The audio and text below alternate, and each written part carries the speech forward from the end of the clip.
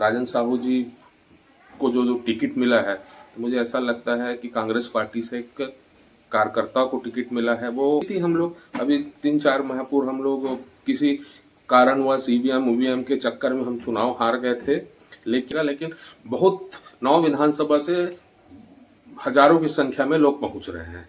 उनको भी मुस्लिम समाज का भी सपोर्ट मिलेगा। हम लोग भी मुस्लिम समाज से अपील करेंगे कि उनको सपोर्ट करें आगे। लेकिन मुझे इन 5 साल में विजय बघेल जी का इस लोकसभा दुर्ग लोकसभा क्षेत्र में कोई योगदान नहीं दिखा।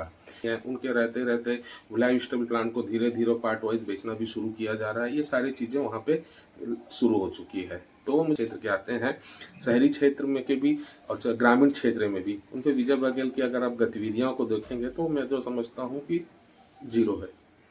महतारी वंदन में का जो योजना ला के 500,000 रुपये देने की बात करी, लेकिन उस शराब को बंद करना चाहिए, उल्टा उस शराब पे रेट ज्यादा कर दिए हैं। तो आप सोचो कि दूध में जीएसटी लगता है, ये जीएसटी के जो पेचीदापन बना रहा हूँ, दूध में जीएसटी लगता है, अनाज में जीएसटी लगता है 18% 12%, और सोने में और हीरे में 2% का जीएसटी लगता है। वाले की बात करो, चलो उन्होंने जुमला बोल दिया था, पर ये तो बोले थे ना अपने हर साल मैं भारत के 2 करोड़ लोगों को रोजगार दूंगा। उसके हिसाब से 10 साल हो गया, 20 करोड़ों को रोजगार मिलना चाहिए, तो कहाँ है रोजगार? उल्टा भारतीय कांग्रेस कमेटी के द्वारा दुर्ग लोकसभा ने प्रत्याशी घोषित किए आदरणीय श्री राजेंद्र साहू जी को, युवा प्रत्याशी हमारे। आज उनका नामांकन है, उस नामांकन की रैली है, तो उसकी तैयारियां जोरों शोरों से सभी कांग्रेस वर्गों द्वारा किया गया है, चाहे एनएसयूआई हो, चाहे यूथ कांग्रेस हो, महिला कांग्रेस हो, हमारी सीनियर मदर कांग्रेस हो, और हम सब लोगों ने मिलकर आज ऐतिहासिक रैली बनाने जा रहे हैं। और वह रैली के साथ ये संदेश भी दे देंगे दुर्ग लोकसभा में कि हम जीत की ओर अग्रसर है। पूरे जगह छत्तीसगढ़ में दुर्ग लोकसभा की बात करूंगा मैं, राजन साहू जी को जो जो टिकट मिला है, तो मुझे ऐसा लगता है कि कांग्रेस पार्टी से एक कार्यकर्ता को टिकट मिला है। वो कई सालों से कांग्रेस के लिए लगातार संघर्ष कर रहे थे, जनता के लिए लड़ाई लड़ रहे थे, आम जनमानस के लिए लड़ते थे। कांग्रेस के साथ साथ वो कांग्रेस के हर विचारधारा पे वो अपना वो रखते हैं।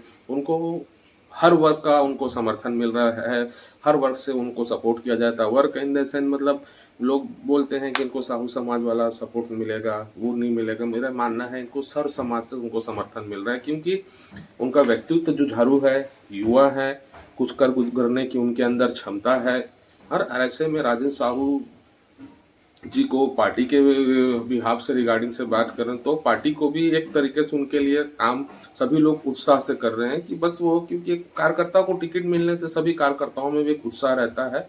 निश्चित ही हम लोग अभी 3-4 माह पूर्व हम लोग किसी कारणवश ईवीएम के चक्कर में हम चुनाव हार गए थे, लेकिन लोकसभा में जैसे ही राजन साहू को यहाँ पर टिकट मिला है प्रत्याशी में कांग्रेस का, तो वो उत्सव वापस सब लोगों में आ चुका है और लोग रात दिन एड़ी चोटी करके मेहनत कर रहे हैं। राजन साहू को आज जिताएंगे भी और उनकी नामांकन रैली में सब जोरों शोरों से हिस्सा भी लेंगे।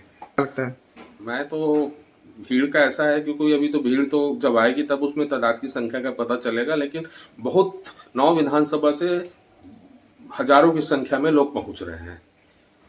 हजारों, हर विधानसभा से हर कार्यकर्ता और हर नेता अपने साथ साथियों के साथ सब पहुंच रहे हैं। कार्यकर्ता भी आ रहे हैं और सभी लोग आ रहे हैं, इसलिए हजारों की संख्या में मैं बोल सकता हूं होंगे, कम करीब 10-12-15 हजार के ऊपर ही रहेंगे, कम नहीं होंगे। मैं तो अब पहले ही बताया, मुस्लिम समाज की बात ही नहीं है। राजन साहू को हर समाज वर्ग सपोर्ट कर रहा है। मुस्लिम समाज की बात है तो मुस्लिम समाज तो जो प्रत्याशी अच्छा होता है, जो जुझारू होता है, उसको मुस्लिम समाज सपोर्ट करता है। और राजन साहू जी भी मुस्लिम समाजों में काफ़ी समय से सक्रिय रहे हैं, काम किए हैं, तो बेशक उनको भी मुस्लिम समाज का भी सपोर्ट मिलेगा। हम लोग भी मुस्लिम समाज से अपील करेंगे कि उनको सपोर्ट करें। आगे रहेंगे, राजन साहू जीतेंगे। विजय बघेल 5 साल तक सांसद रहे, बस 5 साल तक सांसद रहे, 5 साल तक सांसद रहे, लेकिन उनकी गतिविधियां क्या थी 5 साल में, ये आप भी नहीं जानते। आप पत्रकार हैं, आप जागरूक हैं, मैं भी जानता हूं। मैं कांग्रेसी कार्यकर्ता होने के नाते एक इस लोकसभा का एक जागरूक मतदाता भी हूं और निवासी भी हूं, लेकिन मुझे इन 5 साल में विजय बघेल जी का इस लोकसभा दुर्ग लोकसभा क्षेत्र में कोई योगदान नहीं दिखा कि उन्होंने कभी किसी चीज़ के लिए उन्होंने कुछ काम किया हो या कुछ लोकसभा की आवाज़ को संसद में उठाया हो या यहाँ की समस्या के प्रति उन्होंने वो हुआ है। उनके रहते रहते भिलाई स्टील प्लांट में छटनियाँ होते चले जा रही हैं, जबकि वो भिलाई स्टील प्लांट के कर्मचारी हैं। उनके रहते रहते भिलाई स्टील प्लांट को धीरे धीरे पार्ट वाइज बेचना भी शुरू किया जा रहा है। ये सारी चीज़ें वहाँ पे शुरू हो चुकी है। तो मुझे नहीं लगता है कि विजय बघेल जी इस क्षेत्र के लिए बस कोई कुछ काम कर रहे हैं। हमारा शहरी बेल्ट है, विधानसभा हमारे चार पांच विधानसभा मेरे शहरी क्षेत्र के आते हैं। शहरी क्षेत्र में के भी और ग्रामीण क्षेत्र में भी उन पे विजय बघेल की अगर आप गतिविधियों को देखेंगे तो मैं जो समझता हूँ कि जीरो है। नरेंद्र मोदी जब जीतेंगे तब महंगाई कम करेंगे ना। हम तो महंगाई का मुद्दा उठाले पड़े हुए हैं, है ना। लगातार हम तो मांग कर रहे हैं कि देश में जो 400 का सिलेंडर था, जो 400 को सिलेंडर को लेकर रोड में स्मृति ईरानी और अमित शाह से सही सभी लोग सड़क में आ जाते थे और वो सिलेंडर 1200 रुपये हो गया है ना। तो सारी महंगाइयाँ तो इनके हर चीज़ में इन लोग महंगाई कर रहे हैं। जिसके देखो तो इन लोगों ने अगर महतारी बंधन में अगर एक अभी की बात बता रहा हूँ, इन लोगों ने महतारी बंधन में का जो योजना ला के 500,000 रुपये देने की बात करी, लेकिन जैसे एक राउंड इन्होंने पैसा दिया उसके दूसरे दिन इन लोगों ने जो हमारे छत्तीसगढ़ में जो शराब, हालांकि खराब चीज़ें से पीना नहीं चाहिए, उस शराब को बंद करना चाहिए, उल्टा उस शराब पे रेट ज़्यादा कर दिए हैं। तो सोचिए कि वो पैसे को कहाँ से कलेक्ट कर रहे हैं। पैसा इधर दे रहे हैं महतारी बंधन में 1,000 रुपये देने की बात, अभी एक ही किस्त दिए हैं, जो देना था 3-4 किस्त, लेकिन वो पैसा ना पूरा किस्त ना दे के जैसे इन्होंने महतारी बंधन का पैसा दिया वैसी प्रदेश में, क्योंकि एक तरीके से छत्तीसगढ़ में शराब प्रेमियों की संख्या बहुत है ना। और शराब की भारत के पॉपुलेशन के हिसाब से छत्तीसगढ़ में जो शराब की कंजप्शन है नंबर 1 है। तो शायद सरकार है, जो विष्णुदेव सरकार है, उन्होंने तत्काल शराब प्रेमियों पे भी उन लोगों ने वो मारा है, उनको उनकी भी महंगी, क्योंकि कहीं बढ़ा के कहीं 150 रुपये से लेके 500 रुपये तक की हर एक सीसी ब्रांड क्या क्या होता है उनकी बढ़ोतरी की है। बताने का मतलब हर जगह है। राशन से लेके जो दाल 60 रुपये किलो हुआ करता था 2014 में 180 रुपये किलो है, जो तेल 55 रुपये किलो होता था आज 140 रुपये किलो हो। कहाँ छोड़ा है इन लोगों ने, हर क्षेत्र में इन लोगों ने महंगाई कर दी है। और जीएसटी, ऐसा जीएसटी ला दिए हैं कि जीएसटी का कोई वो जीएसटी के स्लैब के बारे में खुद ही नहीं समझ पाते कि जीएसटी क्या है। आप सोचो कि दूध में जीएसटी लगता है, ये जीएसटी के जो पेचीदापन बना रहा हूँ, दूध में जीएसटी लगता है, अनाज में जीएसटी लगता है 18% 12%, और सोने में और हीरे में 2% का जीएसटी लगता है। तो ये सरकार की जीएसटी की पॉलिसी भी है, बहुत बड़ा स्लैब भी है। किसानों का एमएसपी लगातार किसान वहाँ पे आंदोलन करते बैठे थे हरियाणा में, और दिल्ली के बॉर्डर में हरियाणा, पंजाब, उत्तर प्रदेश के जो वहाँ तक पहुँच सकते हैं तो वही किसान पहुँचे थे ना।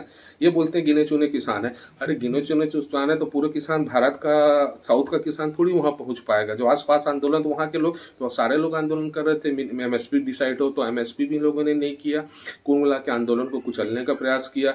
जो आंदोलन करते थे हमारे पंजाब के और हरियाणा के आसपास हो, तो उनको खालिस्तानी, तो ये तो वो दुनिया भर करके उनको बदनाम करने की कोशिश किया। ये ना किसी वर्ग की सरकार है, ना किसानों की सरकार है, ना युवाओं की सरकार है। युवाओं के विषय में नरेंद्र मोदी जी बोले थे कि हर साल मैं 2 करोड़ लोगों को रोजगार दूंगा, वो तो भूल गए। 15 लाख वाले की बात करो, चलो उन्होंने जुमला बोल दिया था, पर ये तो बोले थे ना अपने हर साल मैं भारत के 2 करोड़ लोगों को रोजगार दूंगा। उसके हिसाब से 10 साल हो गए, 20 करोड़ों को रोजगार मिलना चाहिए, तो कहाँ है रोजगार। उल्टा जो सार्वजनिक क्षेत्र है, सार्वजनिक क्षेत्र सरकारी उपक्रम, उसको बेचा जा रहा है, रोजगार छीना जा रहा है। बीएसएनएल का हाल देखो आप, भारतीय संचार निगम का, उसके जगह जगह टावर है, जगह जगह वो है, उसके रेंज भी सबसे अच्छा है, पर सारे जगह देश में देखा जाए तो सबसे ज़्यादा जो टावर है वो बीएसएनएल का है। पर बीएसएनएल की मछली छटनी हो चुकी है। कई स्टील प्लांट है जो बंद होने के कगार में है इस देश के, सेल के है। मतलब इनके जो रेलवे के बारे में देखें तो रेलवे में कभी प्राइवेटाइजेशन का बात सुनी आता है। वंदे भारत और बुलेट ट्रेन की बात करते हैं। हमारे देश की जो वो है इकोनॉमी है, जो देश के जो नागरिक हैं, पहले बुलेट ट्रेन और वंदे भारत में बढ़ने चढ़ने के लायक, सफ़र करने लायक तो बनाओ। आप पैसेंजर ट्रेन को बंद कर देते हो। बिलासपुर से नागपुर तक की जो फेयर है पैसेंजर ट्रेन का, मेरे ख्याल से 100 रुपये के आसपास है। आप पैसेंजर ट्रेन को लगातार 5-10 को बंद कर दोगे, मजबूरी में आदमी किस में सफ़र करेगा? वंदे भारत में करेगा, स्पेशल ट्रेन में करेगा, जिसका आप रेट बढ़ा के लेते हो। मतलब आप एक दादागिरी पूर्वक काम करते हो। मेरा मानना है कि ये हर क्षेत्र में छोड़े नहीं, हर क्षेत्र में आम आदमी को निपटा रहे हैं। आपका परिचय? मैं अयूब खान, कांग्रेस कमेटी का छत्तीसगढ़ का सेक्रेटरी हूँ।